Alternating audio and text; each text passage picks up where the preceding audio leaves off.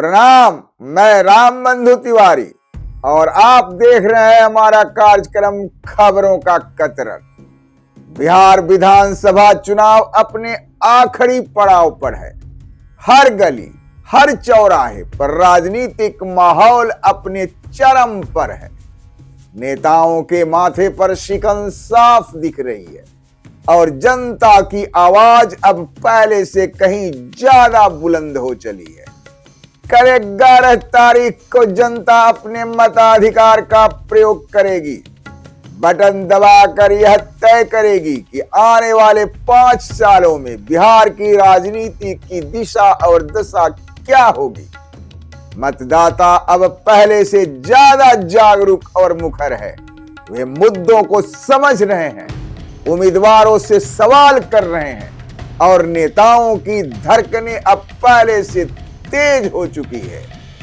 आज के एपिसोड में हम बात करेंगे उन 10 खबरों की जो इस निर्णायक मोड़ पर चुनाव की हवा का रुख बदल सकती है। ऐसी खबरें जिनका असर नतीजों तक रहेगा। तो चलिए शुरू करते हैं आज की 10 बड़ी खबरें और उनका असर।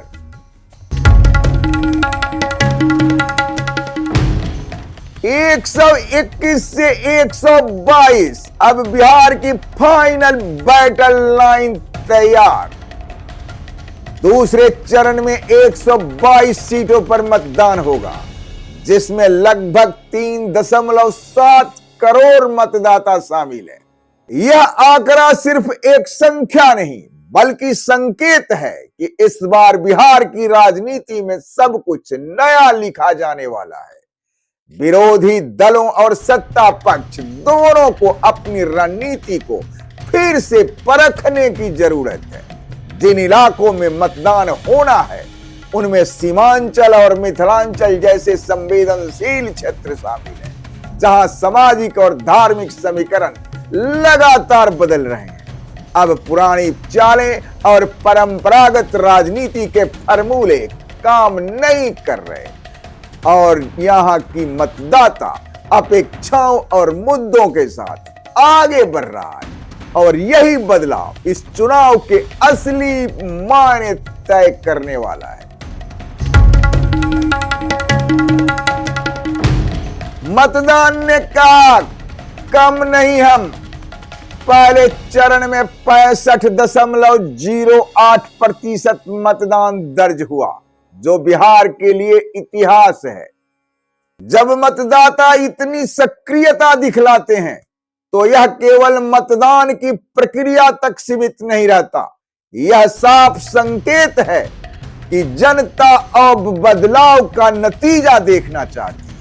लोग केवल वोट डालने नहीं बल्कि राजनीति में अपने असर को महसूस करवाने निकले हैं।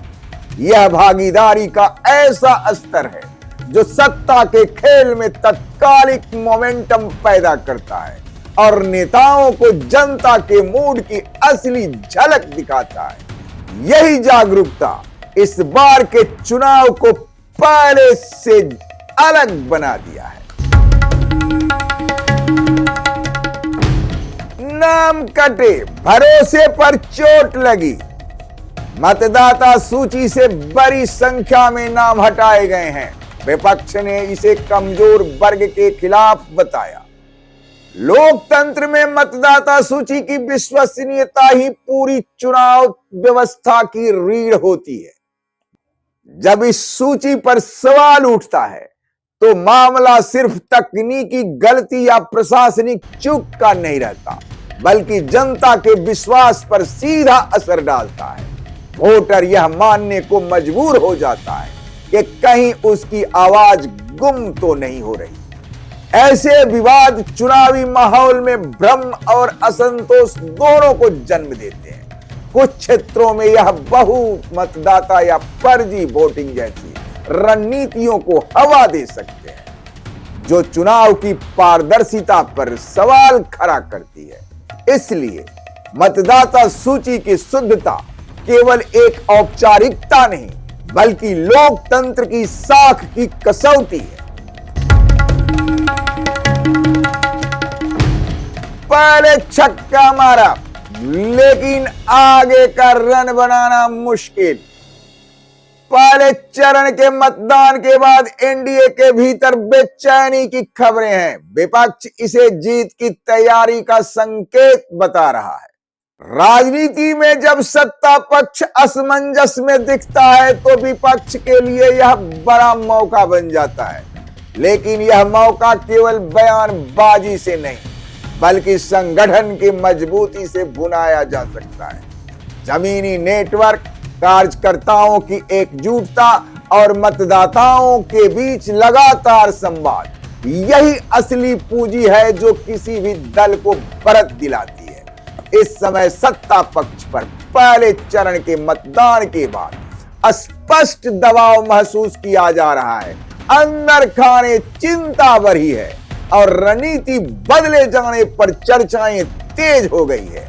वही विपक्ष के खेमे में उत्साह का माहौल है, पर असली चुनौती अब इस उत्साह को वोट में तब्दील करने की है।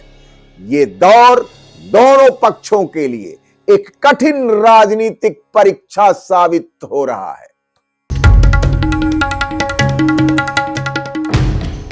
जहां सीमाएं बन गई है वोटिंग की सीमा, दूसरे चरण के सीटों में सीमांचल मिथिलांचल प्रमुख है, जहां जाति समीकरण और विकासवाद दोनों काम कर रहे हैं। यह इलाका बिहार के बाकी राजनीति से कुछ अलग है।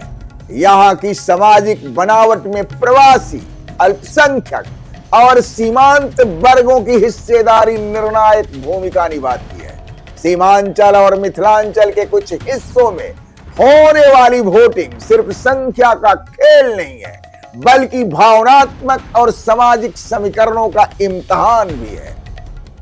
राजनीतिक दलों के लिए सबसे बड़ी चुनौती यही है कि वे परंपरागत सुविधा दलील से आगे बढ़कर जनता के दिल तक पहुंच पाए। इस क्षेत्र में मतदाता विकास की बात तो करते हैं, लेकिन वोट डालते वक्त पहचान, भरोसा और अपनत्व जैसी भावनाएं भी गहरी भूमिका निभाते हैं। ऐसे में जो दल इस भावनात्मक कनेक्शन को राजनीतिक संदेश में बदल पाएगा, वही इन इलाकों का दिशा तय कर पाएगा।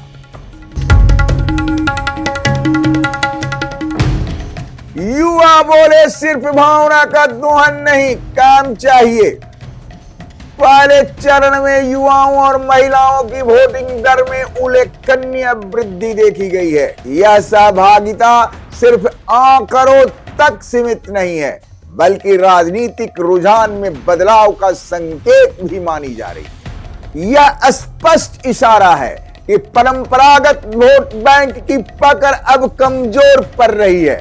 कुछ मतदाता जाति और भावनात्मक अपील से आगे बढ़कर रोजगार, शिक्षा और अवसर जैसे मुद्दों पर फैसले ले रहे हैं। महिलाओं की सक्रिय भागीदारी से सामाजिक समीकरण भी बदल रहा है, क्योंकि अब सीधे विकास, सुरक्षा और आत्मनिर्भरता जैसे सवालों को राजनीति के केंद्र में ला रहे हैं। अगर यह रुझान जारी रहा तो यह बिहार की राजनीति में एक अस्थायी और निर्णायक परिवर्तन साबित हो सकता है। रोजगार नहीं मिला तो वोट से जवाब देंगे। बेरोजगारी, पलायन और अवसर की कमी जैसे मुद्दे अब बिहार की सक्रिय राजनीति की धुरी बन गई है।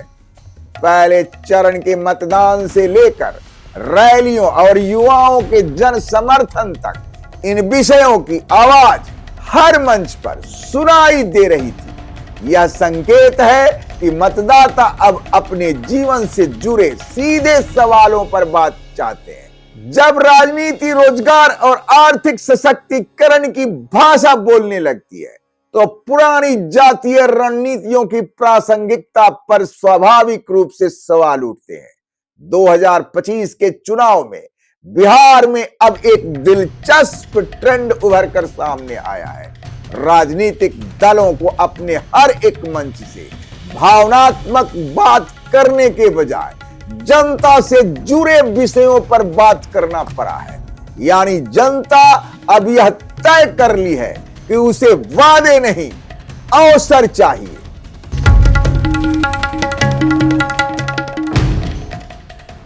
भाषण बंद, अब बूथ पर फैसला होगा। कल प्रचार का शोर थम गया, अब पूरा ध्यान शांतिपूर्ण मतदान पर है। चुनाव आयोग ने मतदान प्रक्रिया को निर्बाध और निष्पक्ष बनाने के लिए सभी तैयारियां पूरी कर ली है। प्रशासनिक और सुरक्षा व्यवस्था की अंतिम रूप दे दिया गया है ताकि मतदान केंद्रों पर माहौल संयमित और सुरक्षित रहे। इस शांत चरण से साफ झलकता है कि अब चुनावी फोकस पूरी तरह मतदान पर केंद्रित है। प्रशासन सतर्क है, सुरक्षा बल तैनात है और मतदाता प्रेरणा अभियान जोर पकड़ चुका है। दूसरी ओर राजनीतिक दल अब प्रचार के कदम पीछे हटाकर परिणाम की गणना और बूथ प्रबंधन की रणनीति में लग गए हैं। चुनावी माहौल अब निर्णय की घड़ी की ओर करीब पहुंच चुका है। चुनावी माहौल अब निर्णय की घड़ी की ओर धीरे धीरे खिसक रहा है। पुरानी राजनीति को नया चुनौती। जनसुराज पार्टी इस चुनाव में एक नए विकल्प के रूप में उभर रही है। खास तौर पर युवाओं के बीच इसकी चर्चा बढ़ी है। इसके अभियानों और जनसंपर्क यात्राओं ने कई क्षेत्रों में मतदाताओं का ध्यान खींचा है। तीसरी ताकत का अर्थ केवल सीटों की संख्या नहीं, बल्कि वोटों की संतुलन में बदलाव से है। यदि जनसुराज ने कुछ इलाकों में पारंपरिक राजनीतिक ढांचे को चुनौती दी है, तो यह आने वाले वर्षों में राज्य की राजनीति के लिए एक नया संकेत बन सकता है। बिहार सिर्फ राज्य नहीं, राजनीति का सांचा तय करने वाला पैनल है। वैश्विक मीडिया ने इस बार के बिहार चुनाव को प्रधानमंत्री मोदी के नेतृत्व और लोकप्रियता का एक बड़ा राजनीतिक परीक्षण बताया है। अंतरराष्ट्रीय विश्लेषकों की नजर इस बात पर है कि बिहार का जनादेश राष्ट्रीय राजनीति के स्तर को किस दिशा में मोड़ सकता है। जब किसी राज्य का चुनाव राष्ट्रीय परिप्रेक्ष्य में देखा जाने लगे, तो हर सीट और हर वोट का महत्व कई गुना बढ़ जाता है। बिहार में यह चुनाव केवल सरकार बनाने का नहीं, बल्कि आने वाले वर्षों के राजनीतिक मापदंड तय करने का भी अवसर है। यही कारण है कि इस बार परिणाम राष्ट्रीय राजनीति की धड़कन पर सीधा असर डाल सकता है। तो यह था आज का खबरों का कतरन, जहां हमने देखा कि इस चुनाव में राजनीति अब केवल सत्ता की नहीं, बल्कि परिचय, प्रक्रिया और परिणाम तीनों की कहानी बन गई है। अगर आपको आज का एपिसोड पसंद आया हो तो इसे लाइक और शेयर जरूर करें। हाँ, चैनल को सब्सक्राइब करना ना भूलें। फिर मिलते हैं कुछ नए खबरों और नए विश्लेषणों के साथ। धन्यवाद, प्रणाम।